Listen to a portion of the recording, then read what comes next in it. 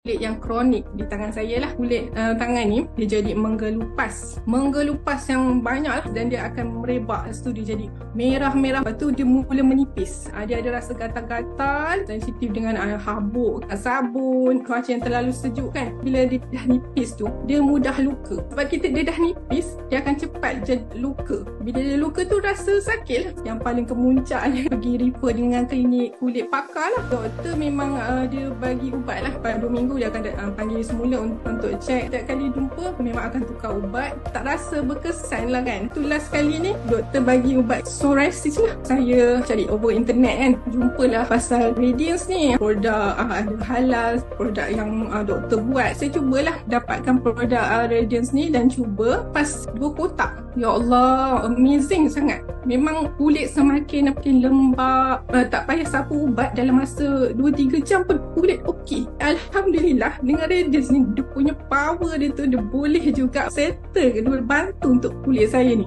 Satu lagi yang saya perasan, sebab saya menyusukan anak kan, kulit anak tu sebenarnya cantik. Gastrik pun tak ada dah, tak kena masa tu. Masa saya dalam pantang tu memang sebenarnya ada masalah sakit tumit. Nak bangun tu, sakit tu sampai berdengkit-dengkit nak jalan kan. Tanpa disedari, rupanya dia hilang sendiri lepas ambil Radiance ni. Radiance ni dia bukan saja untuk kulit, tulang sendi semua kan. Alhamdulillah. Orang yang ada memang masalah kulit, masalah ada gastrik, masalah sendi kan, dalam Radiance ni boleh bantu. Banyak manfaat yang kita boleh dapat.